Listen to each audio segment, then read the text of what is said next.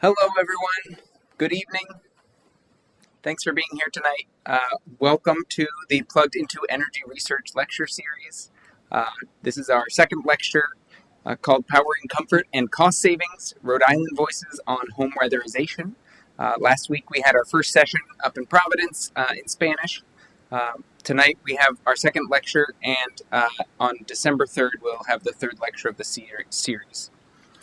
Today we'll hear from a number of Rhode Island residents who will share their experiences with home weatherization. First, someone who works in the space helping people to improve the quality and comfort of their homes. And then we'll hear from two residents who have gone through the weatherization process to hear about how that process went for them. We'll have some time at the end for questions, so you can hold them then. For those of you who are joining on the live stream, welcome. If you have any questions as we go or any technical difficulties, feel free to add a comment on the YouTube video there, and we'll monitor those on there. Okay, my name is Kevin Drum. I am the coordinator of the Energy Literacy Initiative here at the University of Rhode Island. I work in the Cooperative Extension, which is the part of the university that brings information out to the community. And so the guiding principles of the Cooperative Extension are that we're committed to improving the quality of life, livelihoods, and the health of our natural environment through our work. And we believe in social and environmental justice. We are hoping to, through our work, strengthen and deepen our understanding and proficiency in cross-cultural communication to be able to support Rhode Island residents across the state. We work in a variety of areas. Tonight we're talking about energy, but we also work in land stewardship, food systems and agriculture, water resources, and healthy lifestyles. So, as I mentioned, tonight we're going to hear from a number of residents to talk to us about home weatherization and the importance of weatherizing our homes for our own health and for improving our community. This lecture series is made possible with support from a few sponsors and community partners. First, the Energy Efficiency Council of Rhode Island, which sponsors the series, and then second, Rise Engineering, which is a community partner that does a lot of work in the community, helping people to weatherize their homes. And we actually have a representative from Rise here today who's available to help people to sign up for a home weatherization if that's something that you're interested in doing. Okay. The session, as I mentioned, is being live streamed. It's also being recorded, and so you can visit the URI Cooperative Extension YouTube channel and access tonight's peer lecture as well as last week's, and we'll post the one on December 3rd as well. The recordings will have closed captions in English and Spanish or other languages available so that it's accessible for all. So to start us off, I'd like to introduce Brian Evans. As a program manager at the Green and Healthy Homes Initiative, Brian leads cross-sector initiatives that improve housing conditions and health outcomes for low-income families with a focus on children, older adults, and individuals with disabilities.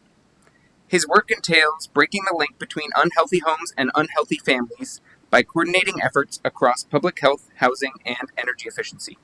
Brian also manages a citywide initiative, a citywide home intervention program that provides asthma education, comprehensive housing assessments, and critical repairs to remediate home health and safety hazards, and serves as the lead facilitator of the Energy Efficiency Equity Working Group for Rhode Island Energy to advance equity in the planning, design, and delivery of its energy efficiency programs. Round of applause, please, for Brian.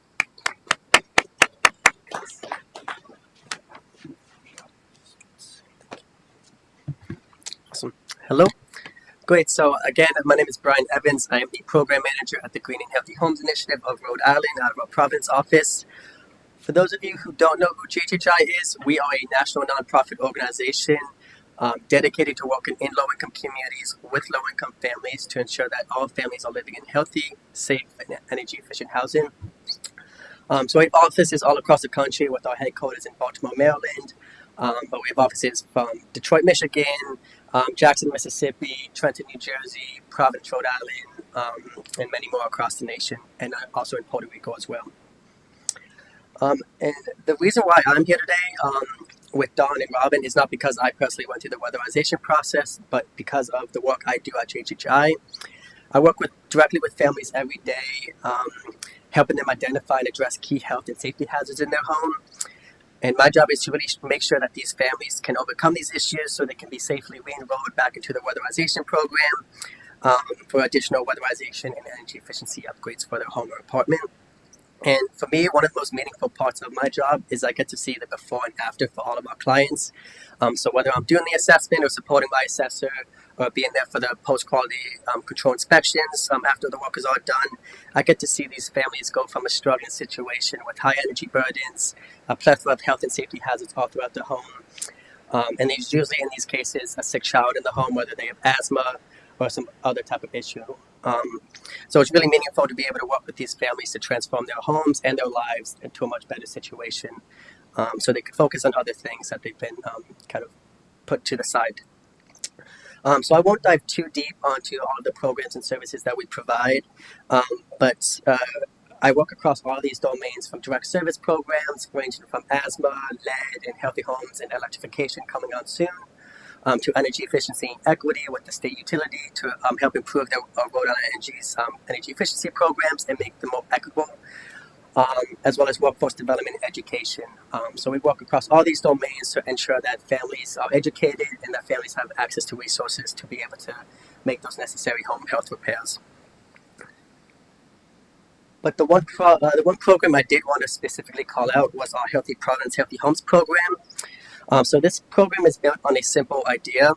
All families deserve to live in homes that support and not harm their health, safety, and long-term stability. So across Providence, we continue to see households struggling with conditions like mold, pest infestations, asbestos, radon, and the list goes on. And all these issues either impact asthma control or forbid those households from actually entering into the weatherization program, since the weatherization team won't do anything if there's pest or mold or asbestos, because they don't want to disturb that and cause more issues throughout the home.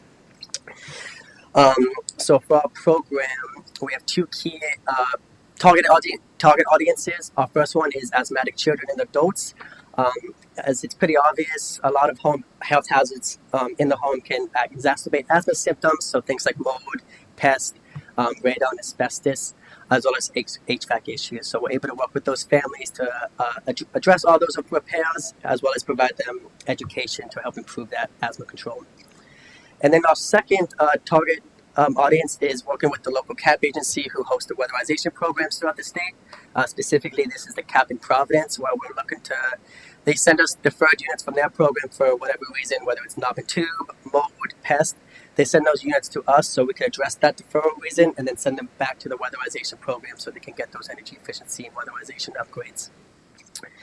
And one cool thing, we just signed a contract yesterday for a $1.1 million grant through the Office of Energy Resources to expand our program model here, to do more units, but also to add electrification component to that. And if you don't know what electrification means, it essentially means getting households off of fossil fuel appliances, so getting the gas out of their home or oil and replacing it with efficient technologies like heat pump hot water heaters, induction stoves, and heat pumps.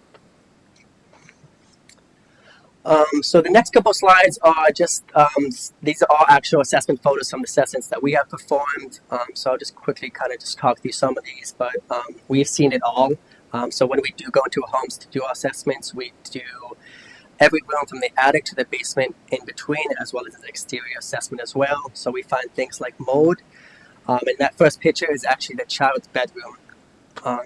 Yeah, so it's tough, and specifically that kid had asthma, and he's been, he was a 7-year-old, so he's been living like that for the past 7 years and constantly going back to the hospital. So we're able to address things like mold. We see a lot of lead-based paint. Rhode Island has the third oldest housing stock in the nation, with 80% of the homes built before 1978, predating lead laws and any modern day energy codes. So we deal with a lot of lead-based paints and a lot of pest infestations and rodent infestations. And I know in one property we counted 52 rat holes just around the house. Some other things we see is that we see a lot of frayed asbestos. So those fibrous materials get into the air, affecting the indoor air quality, and also getting into the lungs of all of the occupants. We see a lot of active knob and tube from our weatherization clients, a lot of boiler and hot water heaters that are damaged or need replacements, numerous trip and fall hazards, foundation leaks, leaks, plumbing issues, more rat holes, more mold, more moisture issues. This was in their kitchen, the ceiling disrepair, and most of their house actually looked like that. A lot of bathroom and kitchen repairs, and again, more mold and moisture issues. So we do deal with a lot of these issues with our profits clients, and it's really rewarding to be able to change like all of the. I don't have any post assessment photos, but all of these houses have changed for the better. It's crazy to see. All these houses in general home disrepair turn into these beautiful households that improve the life of all the members in those homes. And just a couple more things: damaged chimneys, hoarding and clutter, and roof leaks.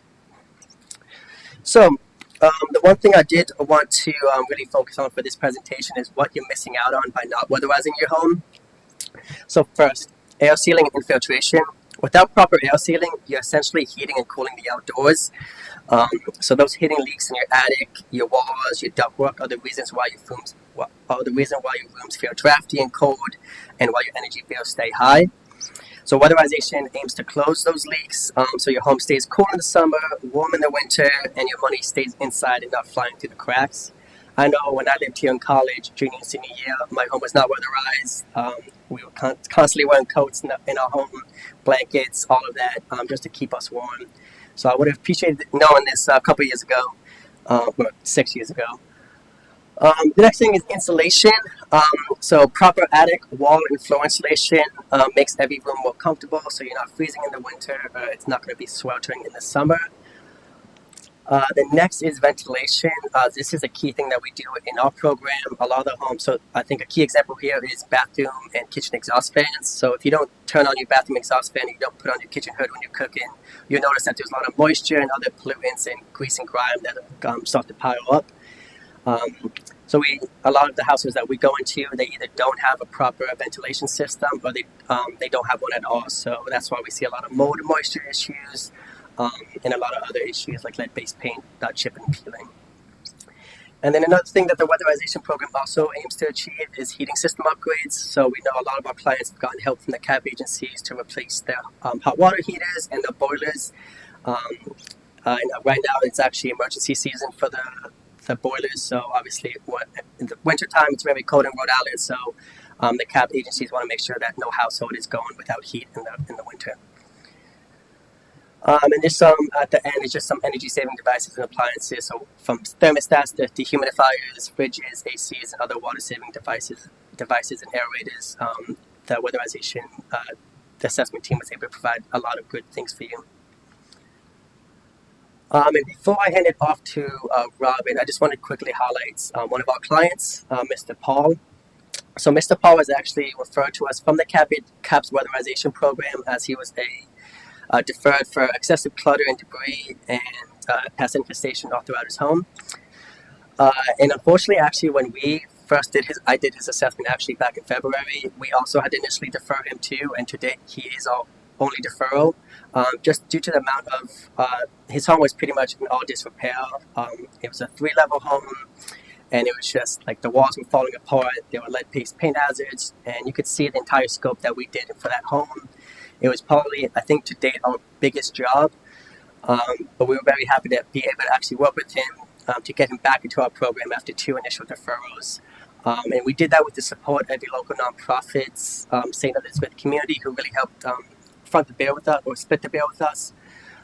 So we were able to see the breakdown of the cost of all the 3 organizations that were able to put some funds into this home.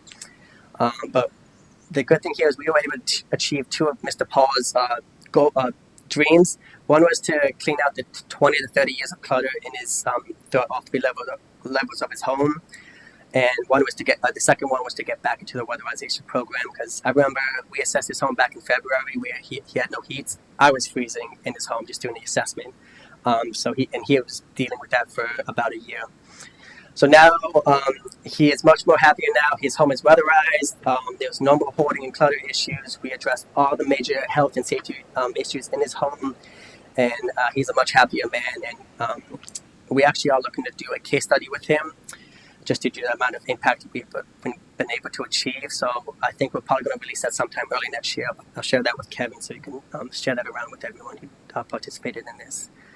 But this is just one of the many cases that we have. Right now we have 72 active clients, and we're looking to work with another 100 over the year. And we go for funding every year to keep doing this work. And I believe that is it. So again, feel free to reach out with any questions.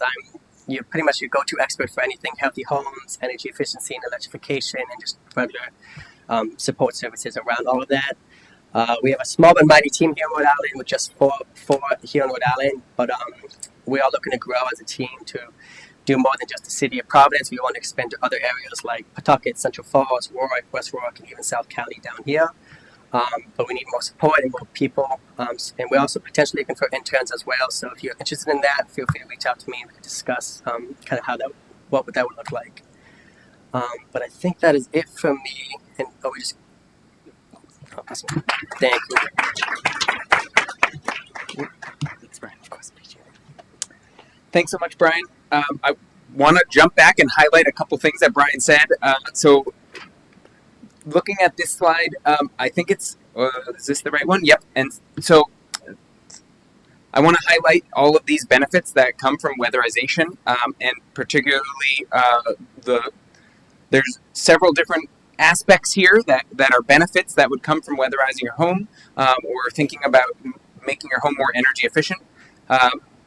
You may be thinking that one or a few of these apply to you, and that might be an indicator that it's worthwhile to look into weatherizing your home. You don't necessarily need to you may have just gotten a new heating system, for example.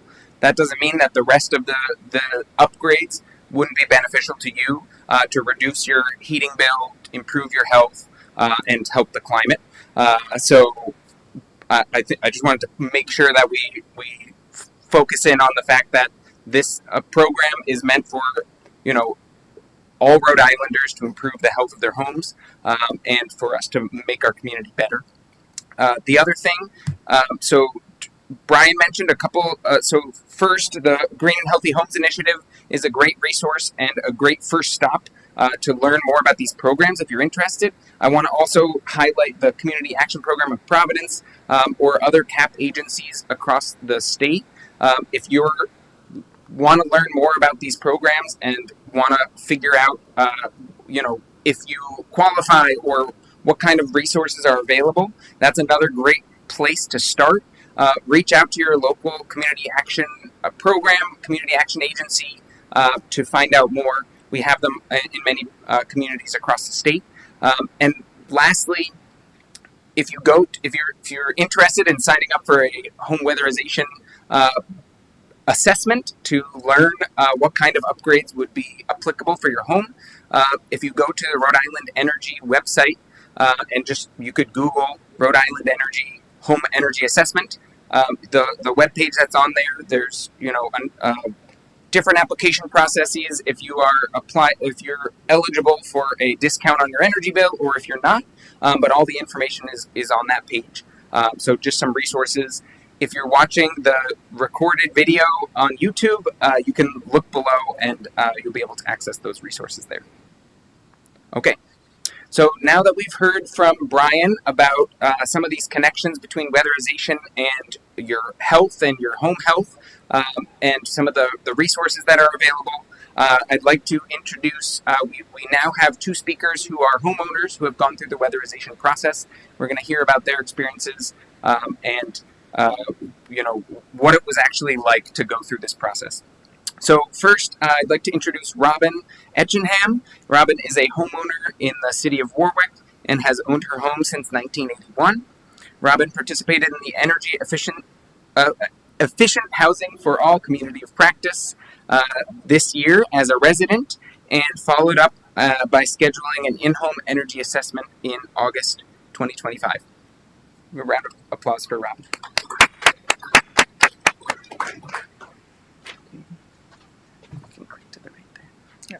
Perfect. Thank you very much. As he said, I'm Robin Etchingham. I live in Warwick. I bought my house about 41 years ago. My house was built in 1939, I believe. So it's one of the older homes in the area. So I live kind of not in Gaspé, not far from Gaspé, kind of near Warwick and Post Road, if anyone knows the area. So my home assessment, the first thing I did was I had gone onto the page and went and I registered. They called me back within a day or so. It was really quick. I got to pick when I would like it done. So I looked at their calendar, what was available. What they will give you is they'll give you a time slot. Either you're going to be morning, you're going to be the afternoon. So it's a big span. It's not like we'll be there at 2 o'clock.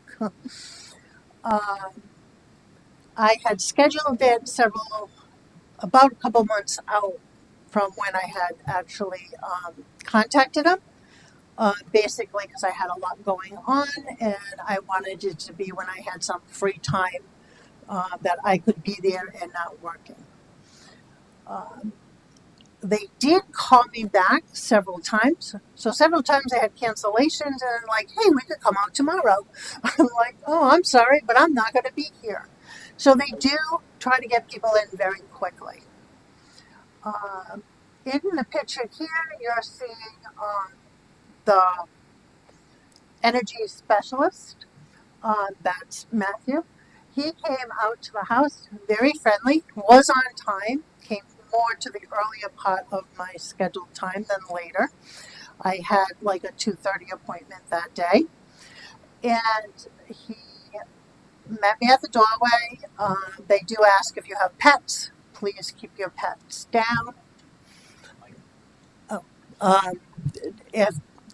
If you have any dogs or anything, they would ask that you put the dog, put it away or whatever.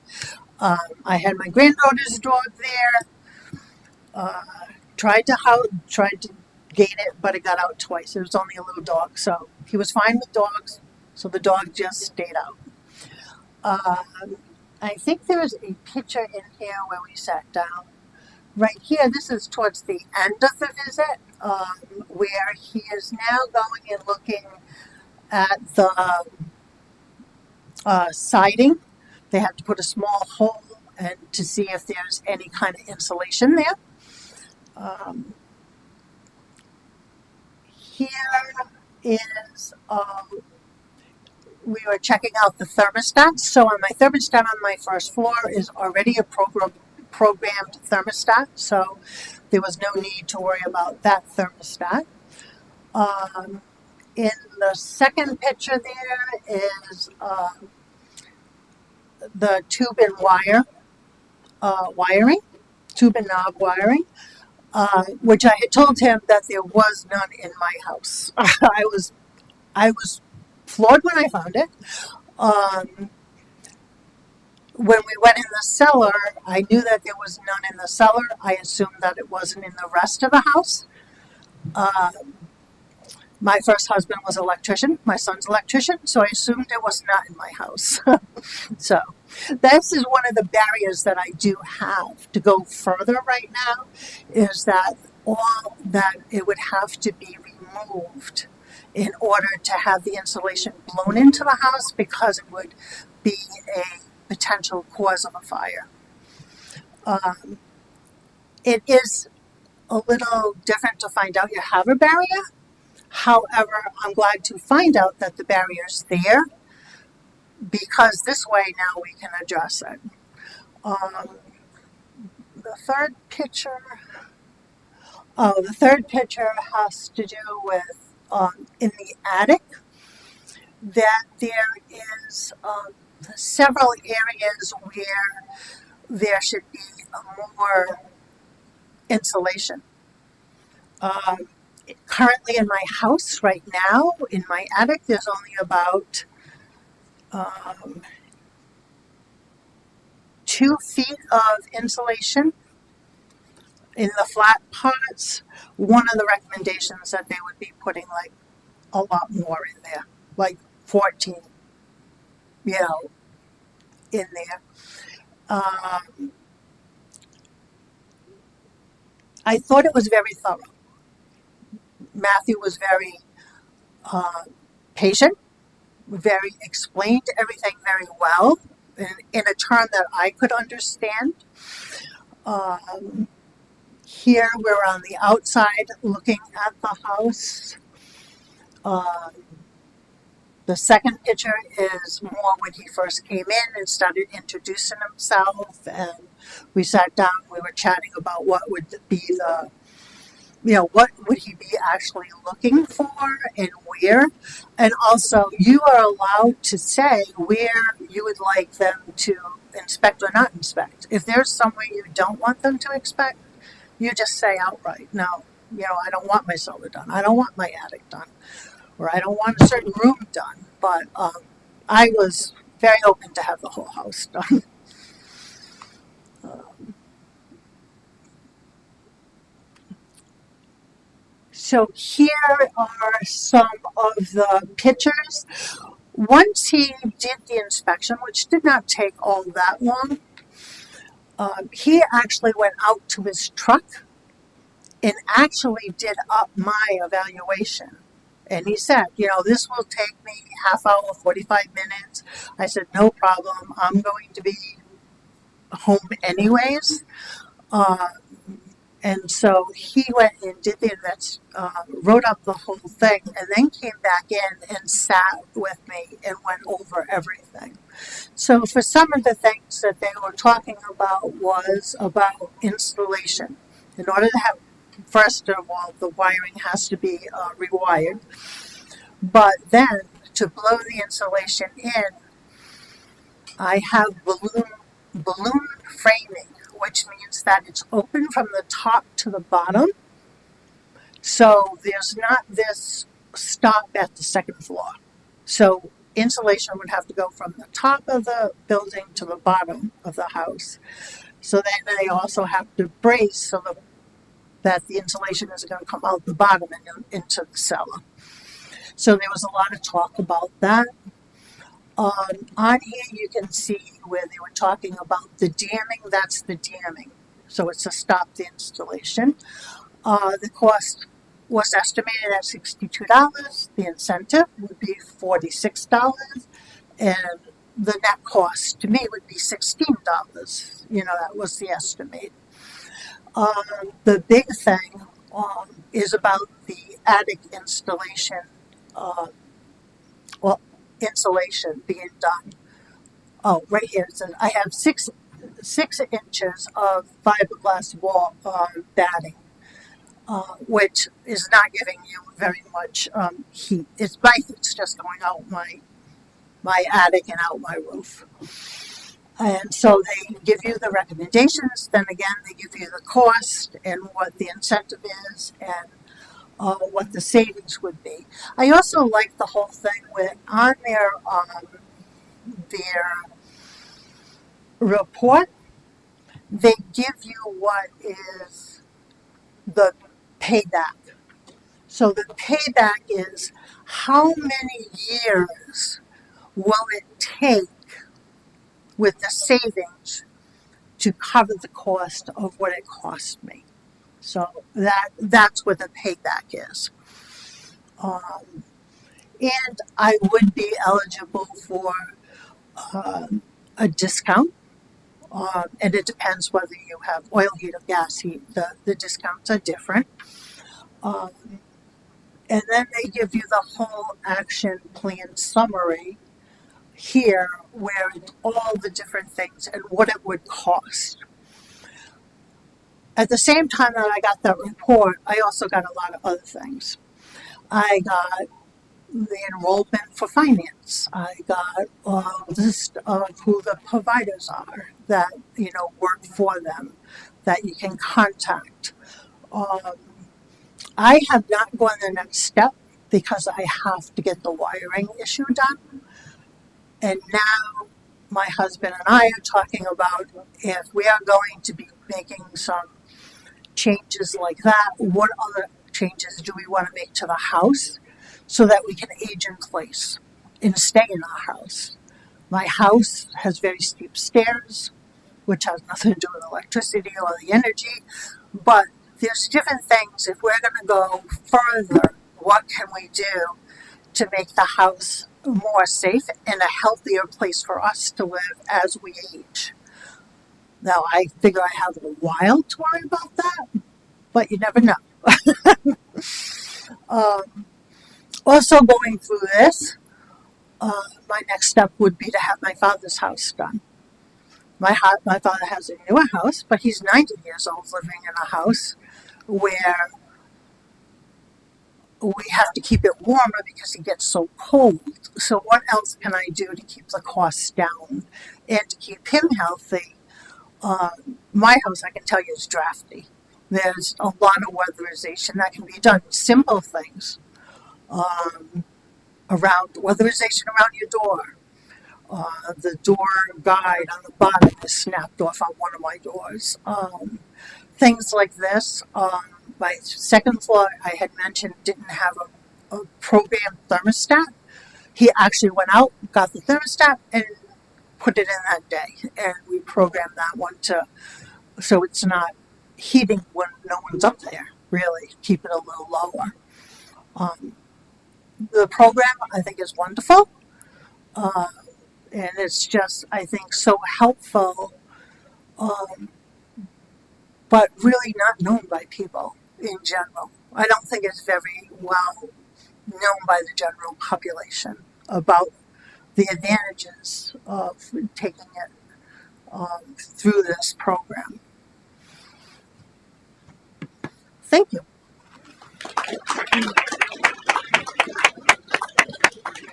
Thanks so much, Robin. So that is really helpful to hear through your experience. I want to highlight something that Robin said, and if you look up on this page in that table at the bottom, the total cost. So it says 2,376 is the total cost, and the incentive covered or would cover 1,941. So out of a over $2,000 cost to do these upgrades, the total that the homeowner actually would end up paying is just over $400. And so the reason I'm highlighting this is because we haven't really focused in on the fact that there's programs to help you figure out what kind of upgrades you need to do. But in Rhode Island, in our energy bills every month, we pay an energy efficiency programs charge. And so we are already paying, as Rhode Island residents who are using Rhode Island Energy, we are already paying to create a fund that will pay for many of these upgrades for us. So if you are on a discount rate for your electricity, these upgrades will be completely free. So that the net cost would be zero. In this case, not being on a discount rate for the electric bill, you see the discount is really steep anyway. And I think this is the key. First of all, we're already paying for this. So it behooves you to go look into this and have someone come out to your house and tell you what that final cost would be. And then at that point, you can decide, does it make sense for me right now? Do I really want to deal with the someone coming to my house and putting insulation in? But you'll at the end of the day know how much that will cost you and how much that will save you in the long run. So I think it's a no-brainer to take advantage of the program. Like Robin said, find out what you could do in your home, figure out what kind of upgrades make sense for you, and then take advantage where you can. Okay. Yeah, sure. One sec, Brian. One sec.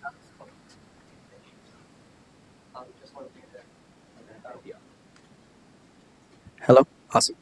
One thing to note too, you can get a free home energy assessment every 3 years. So when you get your home energy report, you don't, like Kevin just said, you don't have to make a decision that weekend. You could take time if you need, to collect the funds, or if you have a pre-weatherization barrier that you need to figure out to pay for as well. You could get an assessment every 3 years. Just wanted to add that. Perfect. Thank you.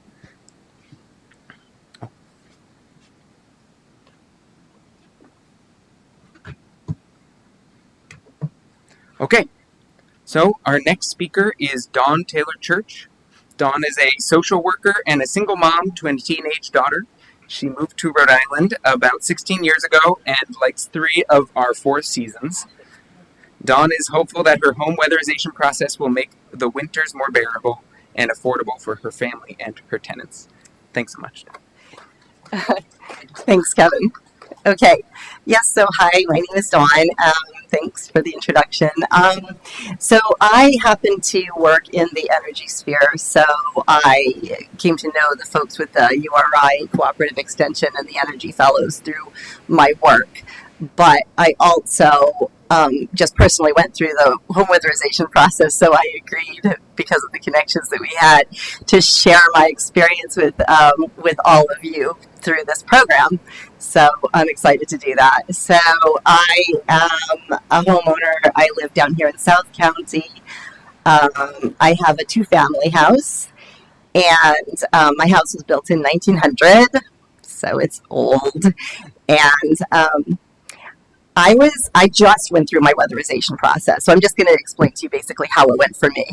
I just went through it, actually, it's been less than a month ago that we completed it. So I'm happy to just explain a little bit about how it went for me personally. I was motivated to do it because I have oil heat. I recently had my boiler replaced about 5 years ago, but unfortunately it's a lemon and it doesn't work very well.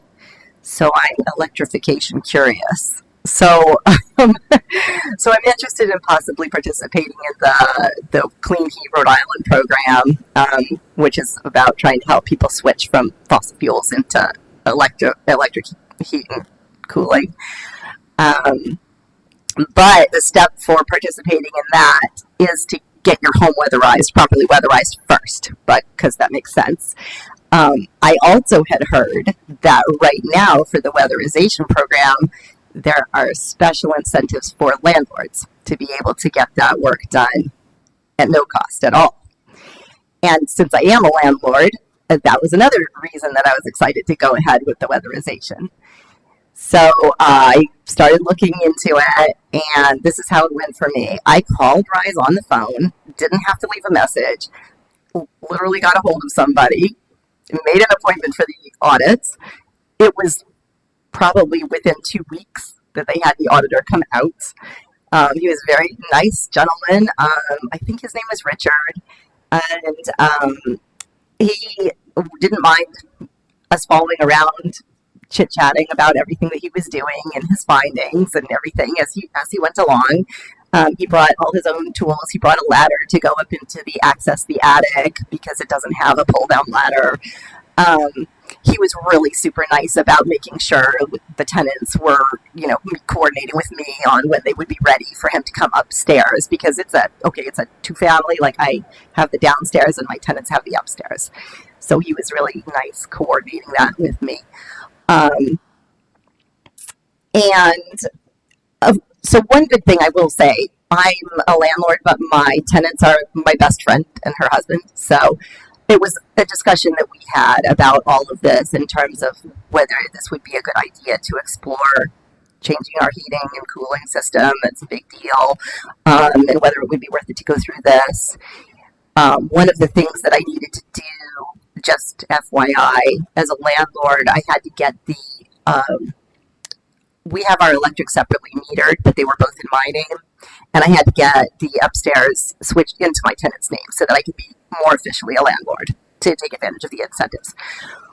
But anyway, so the auditor came, he looked at everything, like I said, was very personable. And then, like the very next day, I got a very easy to understand report about what his recommendations were it was basically needing additional layers of insulation in the attic. The walls were fine with insulation, he determined. We needed a weather in the crawl space and basement, a vapor barrier, and some insulation on the attic of on the ceiling of the basement to keep it from, make it more insulated as far as the whole building. And, weather stripping around the doors and some simple things. It was very easy to understand. Now, being that my home was built in 1900, they did have to determine, as Robin had mentioned, whether we had knob and tube wiring in the home. So I had to have a barrier sign-off form. So I had to have an electrician come out and determine if there was knob and tube in the home, which I did not believe that there was. But anyway, I had to get an actual electrician to say so. So I found an electrician, through Google, and got that done. And then after that, the person from Rise sent me the actual proposals, and we got they basically gave me a contractor. Like, I didn't have to choose or anything. They assigned a contractor to it, which was All Star Insulation. And the proposals were great because, just kind of like what Robin was showing, it showed how much the work would be and how much the incentive would be. And it was amazingly too good to be true. It said that there was about more than $5,000 worth of work that they were recommending, which would be at no cost to me once you considered all those incentives. So great, right? So then All Star Insulation was the contractor for the work, and they were able to come out and complete the work within about 6 weeks. So like I said, I just got that all done. They did all that work that was on the list about a month ago. So, I guess it remains to be seen whether I'll have cost savings. Hopefully so. But of course, also I'm now one step closer to, if I want to participate in clean heat or, whatever decision that I make about that. So, yeah. That's it. Now, there were some hiccups, but we don't necessarily have to talk about that. I will say that as far as it goes, I have not been billed anything. So I think it seemed too good to be true, but it's true.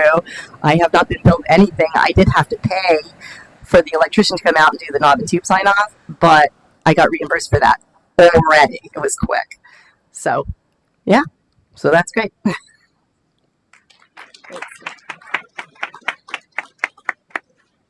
Thanks so much, Don. Awesome.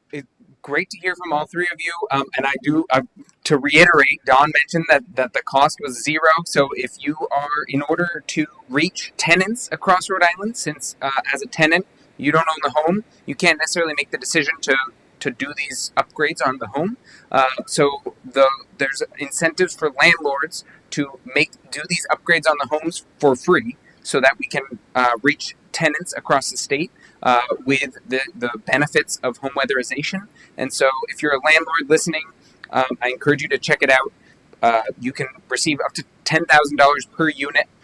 So if it's a home up to 4 units, then you can also do it for multiple homes so we can reach all the tenants in the state. So there's a few pictures here of Dawn's weatherization, which you'll see look pretty similar to Robin's. But at this point, I'd like to open it up for questions. If people have any questions about the weatherization process, what it was like to have your home weatherized, and I'll kick us off with one. This is particularly for Robin and Dawn. So my question is, you both mentioned having conversations either with family members or, in your case, Dawn, with tenants. And I know that they were, they're your friends, but how did you approach those conversations? If you were convinced that this program was worthwhile, how did you approach the conversations to convince the people you live with or the people living in your home that this was a worthwhile program to take advantage of? I'll bring you on microphone right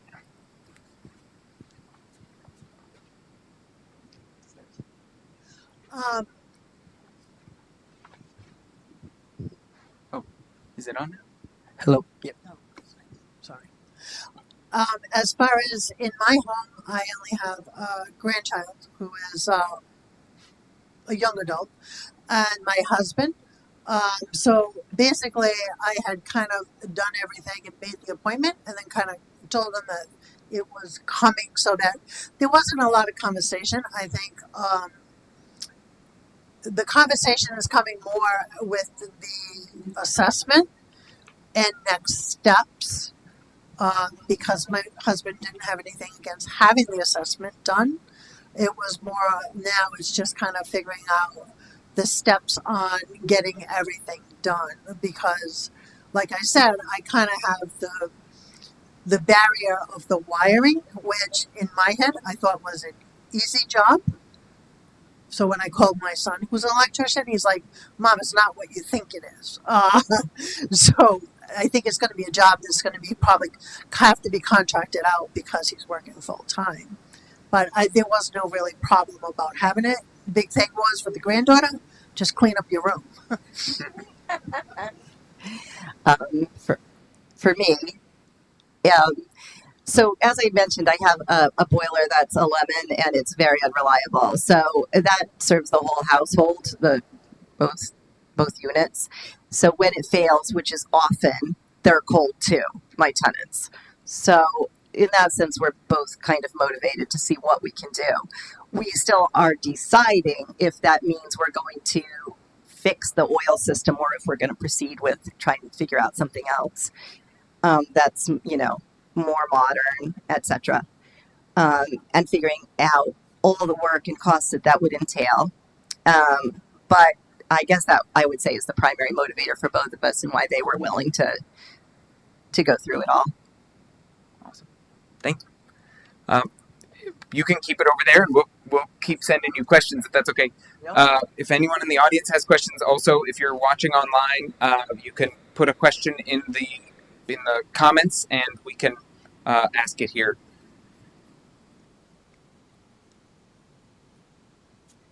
Go for it. Well, I have a question. I was just wondering what the scheduling process was like and like how long it took, like between phone calls or like with people getting back to you about the audit. In my case, I had done the request online. I received a call, I believe, the next day or so, and then I had picked the time frame a couple months out, when I knew I was going to have more time available to be around for the scheduling. And like I said, they had called me with quite a few cancellations saying, "Hey, we can come out tomorrow," but I kept my original date. So it was very easy scheduling. I had no problem at all.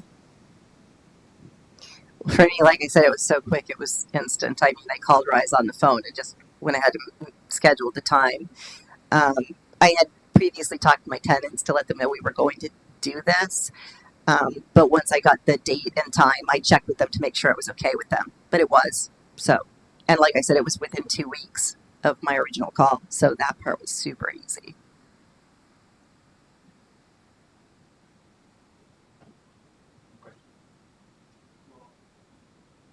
I'll take the next question. So, Robin, you mentioned that you have the non-tube wiring, so you can't really get a lot of the rather invasive upgrades. But was there anything that was offered to you in the immediate moment? And same for you, Don, if there's anything offered to you. And Brian, feel free to chime in with like popular upgrades you see.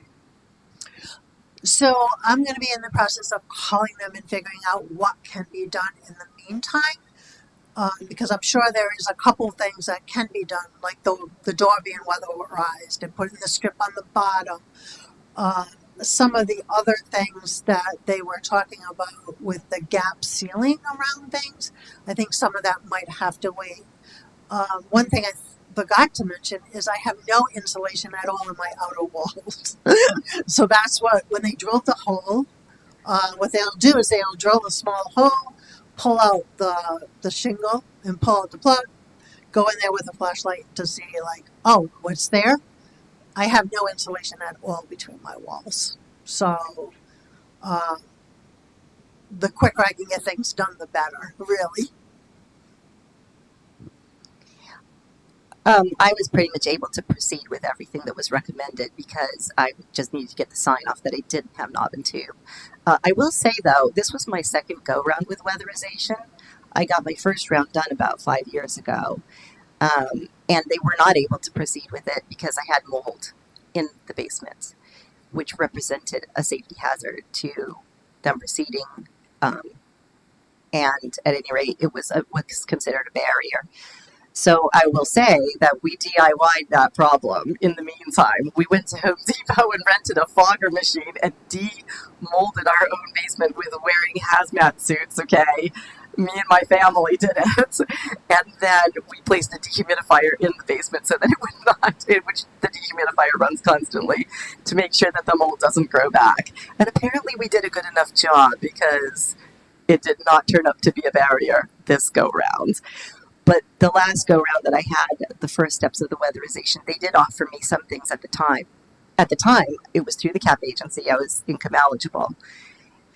And that was unfortunately when my boiler got replaced. And that has not turned out to be such a good thing because my new boiler does not work well.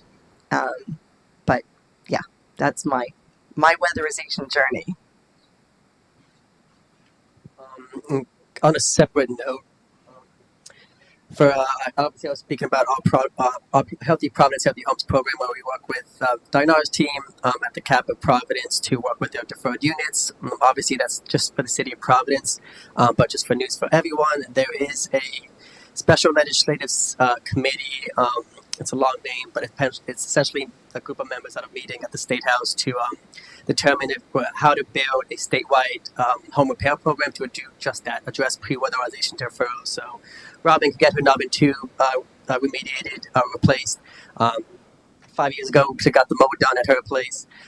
So that isn't, there's no guarantees. It is a commission that's seeing what can be done. But me and my CEO did present yesterday to the whole committee. So we look forward to kind of next steps with that. And it is a great opportunity because, like I said, I want to expand just beyond Providence as well. There's so many people down in South County, in northern Rhode Island as well, that are missing because all these funds tend to go to Providence. So hopefully more will come out in the coming months and early next year. But it is something to look forward to and keep an eye on. One other thing that was mentioned during my assessment was that my water heater is already past its lifetime. It's working fine, but that is probably one of the next things that we will put in is to switch out the water heater before it splits and just floods the cellar.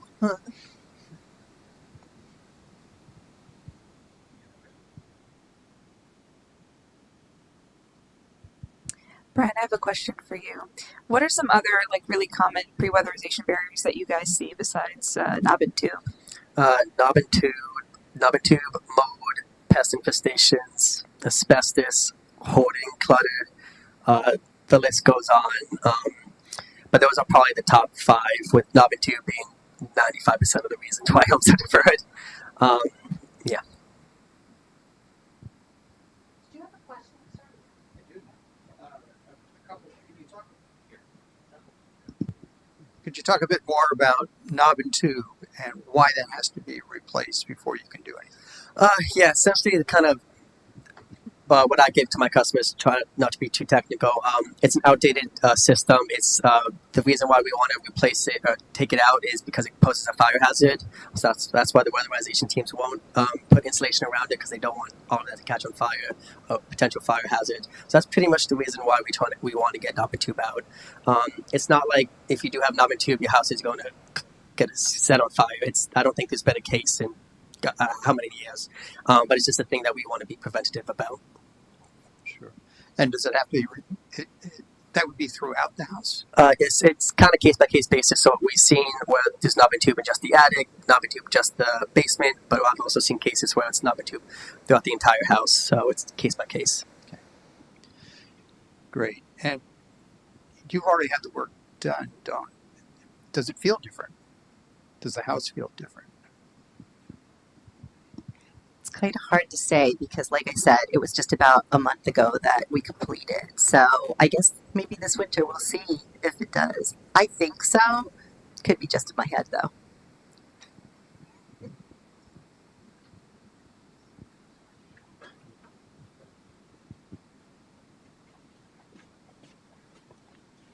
Any other questions? No questions on YouTube? Okay. Awesome. Well, thank you so much. Before we give some reminders about the upcoming session, thanks so much, Dawn, Robin, and Brian, for the input tonight. I'll give you another round of applause. I really appreciate participating. I think some key takeaways from the session. First of all, there are programs that we are already paying for as Rhode Island residents that are meant to help us reduce our energy burden, reduce the cost of our electricity, our energy use for our homes, and to improve our health.